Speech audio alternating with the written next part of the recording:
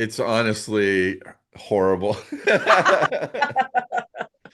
No, I mean, it's fun because it's one of the few moments where the entire cast is together. Good. Thanks for Great. taking the time today. I appreciate it. Of course, my pleasure. Okay, let's dive right into it. I gotta talk about it. I'm gonna hold this till after tonight's episode because tonight's episode is wild. I want to Yeah. talk to you about. There's so many things I want to talk about, but I want to talk to you about what was your reaction when you read what was going to happen with Michael Rooker's character in this episode. Oh my God. Uh I love it. I mean, James is constantly introducing the most eccentric, insane characters. So I was in the second I read it, like, an eagle hunter, of course. We've got an eagle hunter and we have a guy with bird blindness. Like it couldn't get any more insane. Well, it actually can and will get more insane. Like it gets a lot more insane, but uh I love the idea and I loved the fact that I got to work with Rooker again and he's always a treat and didn't disappoint. No, he's so much fun. I've met him a few times and he's just I can only imagine what he's like when you're actually like working with him. He's a lot. I do want to talk about Economos' journey this season because I feel like you've always been a big part of the stories you're in, but this season it really feels you've got this like struggle of like, do I help my friend? I still have this job I'm trying to do. What was it like tackling that? I mean, it's a fine line Economos is walking. He's the only one left working for Argus, and I don't think he particularly loves it, but also, he's a little on the spectrum and kind of set in his ways. So, it's still a job to him and he wants to do his job and he's really good at it. Yeah. But part of this job now is to surveil his friend. And there's a lot of guilt that comes with that, but also the fact that he's in a position where he can help his friend, like, you know, keep his friend a step ahead of Rick Flag. And yeah, it's a complicated world for him and a world that I'm sure is very stressful for Oh, him. oh, I'm sure. Yeah. When I was watching watching the first couple episodes, I'm like, don't tell on your friend. And then I was like so happy when he would be like, oh, there's nothing going on in here. Nope, he's not there. Like, Yeah, his loyalty is it's a fine line, but his loyalty is definitely with this new family of his friends. yeah, I love that for him. I really Yeah. do. How fun was it getting to come back and film season two? I mean, after 3 years, it was I know. amazing. We shot season one in 2021. That was 4 years ago. Wow, that's crazy. Um, and so, yeah, it was, the very first thing we shot for this season was from episode two. It was the roof party with all of us. Oh, And I think James did that on purpose because it was really emotional and it was the first time all of us had been in the same room since like 2021. Um, so it was great and we're all like huge fans of each other and friends and have text chains and yeah, it was great being back. It was difficult shooting in Atlanta in the summer. It was super hot. We shot season one in Vancouver, which was delightfully yeah. comfortable as far as the weather goes. But yeah, it was incredible. It was awesome. Oh, I love that that was the first scene you guys filmed though, because it really is like Economos is coming back, supposedly, Yeah, and like everyone gets to be together. yeah, Oh, that's so sweet. I it love it was because I fun. loved that moment. Like I was like getting teary even watching it because it's like I love seeing everyone back together. James Gunn is so good at like he will make me cry, he will make me be shocked out of my mind, he will make me laugh. Same. Yeah, he's amazing. He's good at his job. Yeah. Did he keep you like kind of in the loop as to what he was thinking for season two in that downtime or not really? Not really. You know, for a lot of that time, he hadn't even written it yet. He definitely knew where he wanted the story to go, uh, especially in how it fit into the new DC universe and the new timeline. But he doesn't share a lot. He wants you to experience it when he gives you the scripts for the first time, and they come complete with get all the scripts at once and then a playlist for each episode. So the music you're seeing on the show is was the music that was intended when he was writing it, and it's such a fun experience reading the scripts for the first time. It doesn't surprise me that he's like, and here's the music that comes with it. Yeah, Because music for him is always such a character in itself, it feels like. totally. Speaking of music, I want to ask you about these dance scenes because, like, the opening, I remember watching the first episode of the first season and being like, what is happening right now? And I'm like, Yeah, how do they top this? And then this season, it's great too. What is it like filming those? it's honestly horrible. No, I mean, it's fun because it's one of the few moments where the entire cast is together.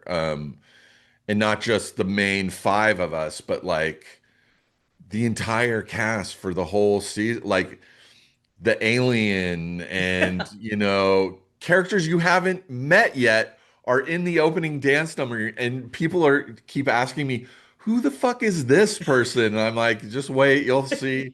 They're in the show, so that's why they're in the dance number. Um, yeah, it's a lot. It's exhausting. This new one took us 2 days to shoot, Wow. a lot of rehearsals. Um, and I came into this world to be an actor, not a dancer. So it's really outside my comfort zone, as it was for like probably four or five other people in the cast. I'm just like, I don't know how you all keep a straight face. I'm like, there must be so many takes where you guys just There's a crack up. few. There's definitely a few. There's a lot of times when James has to yell cut and tell specific people, stop smiling. You have to be like no emotion in your face. I don't know. I'm always watching it. Like, I feel like I would just be cracking up like the whole time, We were. especially like when John and Jen get together and they're doing their little like, I'm Oh, like, what is this? it's insane. It's It's so such an fun. insane. That's all Carissa Barton, putting that together. She's a brilliant mad scientist. I mean, it's so fun. But this whole show is so fun. And I love that you've gotten to be Economos like in other places too. Like, how do you feel like you relate to him at all? Do you kind of like love him now? Like, you know what I mean? Like, I feel like I you love must Economos. really hold him so close now. I do because of all the stuff I've done over the years. It's the closest to actually me, kind of like a guy who's most comfortable sitting in front of his computer. Loves the idea of going out and getting into, adventures, but like when it comes down to it, it's just like, oh, that's sounds horrible. And he's very much like me. And I think as the show has gone on, James has like really tailored the writing towards my own voice. So it's been an absolute joy and like honestly, for the most part, other than like anything where I have to run or fight or do stuff like that, that stuff's outside my comfort zone and stuff I'm not great at. But other than that, it's been a fairly easy ride for me because he's very much like myself. Except you don't dye your beard. I see. I do diet. I diet Do a you? lot. Yeah. Did I he take haven't that been from you? I haven't been working, so this has just been going gray. But, I got to go to a few Emmy parties this weekend, so it's going to get dyed on Saturday probably. I But at love it. least I dye it to look normal. That's true. His is very, very clearly dyed. Oh yeah, James loves that. James loves making me look like a psycho. I feel like he must laugh at certain things because like I've seen the clips of him with like talking about Nathan Fillion's hair in Superman, and I'm like, He's part of gonna it is relish it. also, you know, this like sadist thing in him where it's like, you know, if you look at Economos in the Suicide Squad movie, the beard is just dark. It's just obviously dyed, but there's no roots. It doesn't, it's just a bad dye job. When we started season one, I noticed right away, first episode, I'm being called Dyebeard. And I'm like, what? And so when we showed up to Vancouver to start shooting, he was like, I want it to be so dark, but I want to see gray roots. And I was like, oh, I was like, it's really funny, but I'm in Vancouver for 7 months looking like that when I'm not working. Oh yeah, you have to go outside of this. Yeah, it's not a fake beard. I'm actually that's my actual beard. Um, so yeah, but it completely paid off and was totally worth it in that last episode. Yeah, except that when you go to restaurants and people are like, "What is this guy? Does he know his beard is He does terrible?" know. He does know. I love it. Well aware. When you first got the scripts for this season, is there one maybe episode or scene in particular you were like so excited to film? Honestly, one of the things I was most excited about was um, the the first time meeting Tim Meadows in the van. That whole scene I knew was going to be a blast because I already knew Tim before we started shooting. I've known him socially for a while, but had never worked with him, and it was a dream come true. I was really looking forward to that, maybe more than anything else. Although there's some stuff in oh my God, there's some stuff in the last three episodes which no one's been able to see yet, which I are know. insane. So I Well, can't talk about those. I'm telling you, when I saw we didn't get them, and then when James Foley was like, "Oh no, we're not giving them to press," I was like, "Oh no, these are going to Nobody. be crazy." 2 more weeks till you get to start seeing those. I know. I'm like, it feels like I saw the first 5 episodes so long ago. I'm like, it's been sitting Yeah. on like the end of five, like, hello, give me Oh, more, just wait. It's absolutely crazy. Is there anything you can tease at all? Just that it's crazy. Just that it's crazy. I don't Well, want James to get mad at me. no, I'm sure he would kill you. I do want to ask you real quick about I feel like different dimensions, multiverse, whatever, it can be done so wrong where you're just like, I am confused. What is happening? I think how James did this is brilliant. What was your reaction when you first kind of read about how he was diving into that?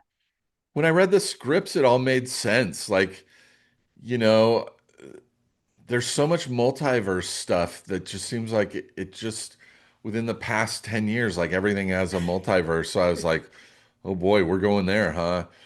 I didn't realize though that there was multiverse in the old comic books. Like Mhm. it's nothing that they're making up. So this is well-worn territory.